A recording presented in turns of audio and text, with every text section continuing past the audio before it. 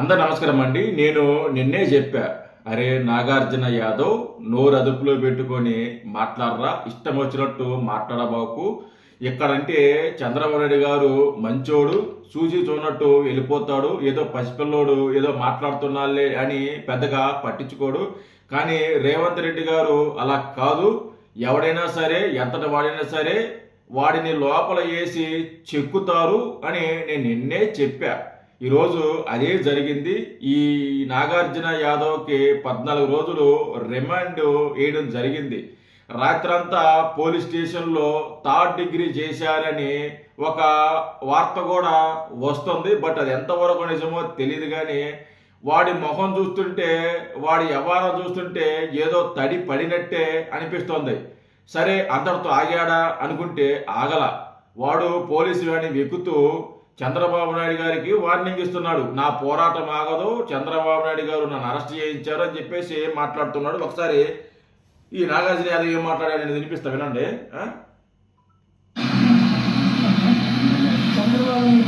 చంద్రబాబు నాయుడు ద్వారా జరిగేటువంటి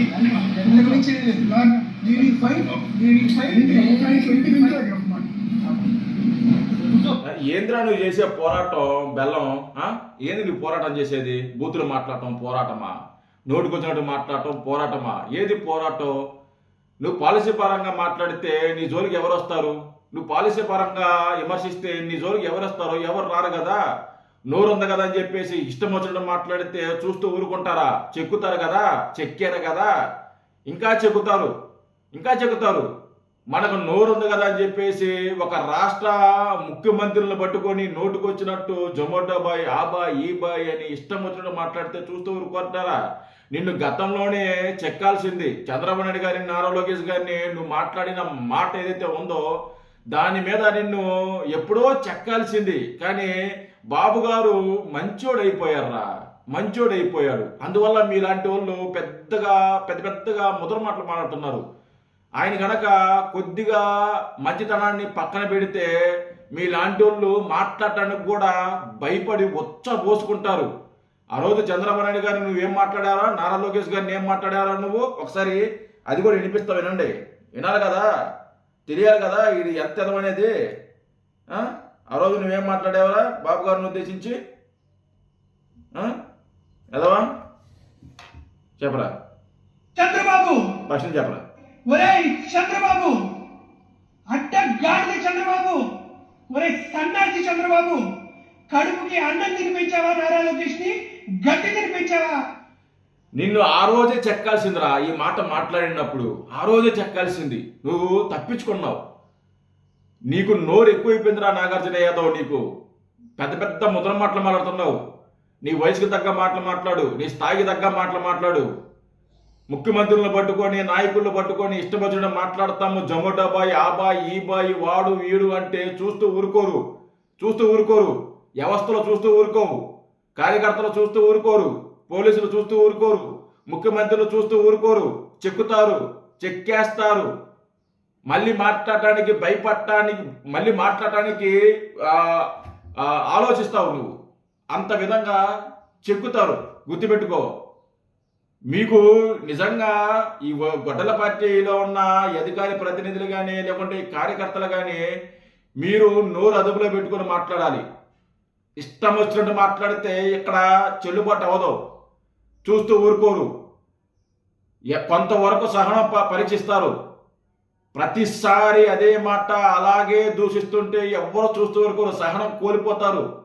రేపొద్దున చంద్రబాబు నాయుడు గారు మంచితనాన్ని కాస్త పక్కన పెట్టారనుకో, మీరు రోడ్ల మీద తిరగడానికి కూడా భయపడతారు. గుర్తుపెట్టుకోవాలి. కేవలం మీరు ఈరోజు చంద్రబాబు నాయుడు గారిని, నారా లోకేష్ గారిని, పవన్ కళ్యాణ్ గారిని మీరు ఇష్టం వచ్చినట్టు మాట్లాడుతున్నారు, అయినా మీ జోలికి రాలేదు అంటే అది చంద్రబాబు నాయుడు గారు ఒక మంచితనం. గుర్తుపెట్టుకోవాలి. చేతగానతనం కాదు. మంచితనాన్ని చేతగానతనంగా తీసుకోవద్దు కూడా. చంద్రబాబు నాయుడు గారు తెగించి ఒక్క కాసోడి మంచితనాన్ని పక్కన పెడితే చాలు, మీరందరూ జైల్లో ఉంటారు. గుర్తుపెట్టుకోవాలి.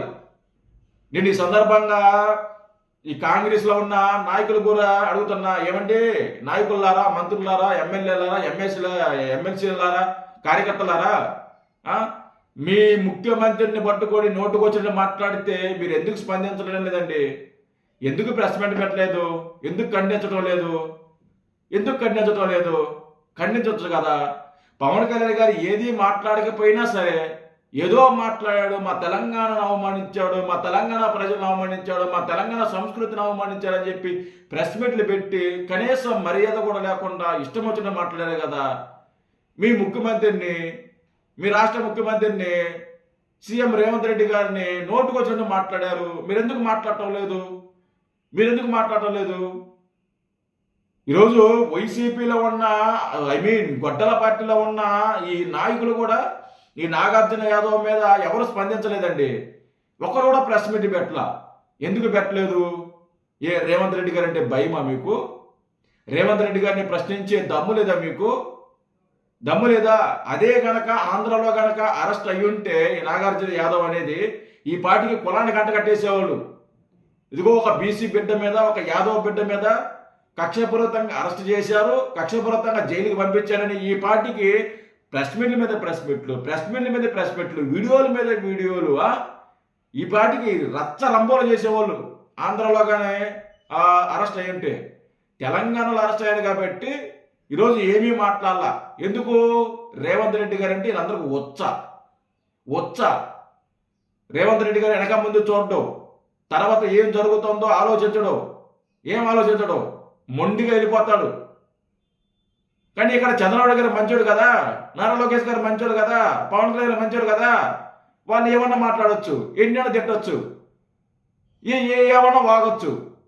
ఎందుకంటే బాబు గారు మంచోడు, ఆయన కేసులు పెట్టడు, ఆయన పట్టించుకోడు, ఆ మధ్యదానాన్ని చేతగడతనంగా తీసుకుంటున్నారు. ఈరోజు అరెస్ట్ అయ్యింది తెలంగాణలో, తెలంగాణ పోలీసులు అరెస్ట్ చేసి తీసుకెళ్లారు.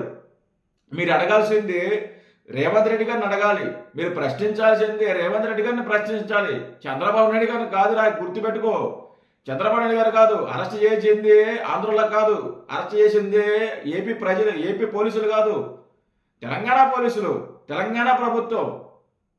మీకు దమ్ము, ధైర్యం, మగతనం ఉంటే మీరు రేవంత్ రెడ్డి గారిని ప్రశ్నించండి, రేవంత్ రెడ్డి గారిని అడగండి. ఒక్కడన్నా అడిగారా? ఒక్కడన్నా ప్రెస్ మీట్ పెట్టి మాట్లాడారా? ఈ పేరు నాని కానీ అంబటి రాంబాబు కానీ వీళ్ళు పెద్ద పెద్ద ముద్ర మాటలు మాట్లాడుతుంటారు రోజు ప్రెస్ మీట్లు పెట్టి. నిన్న కూడా అంబటి రాంబాబు ప్రెస్ మీట్ పెట్టాడు.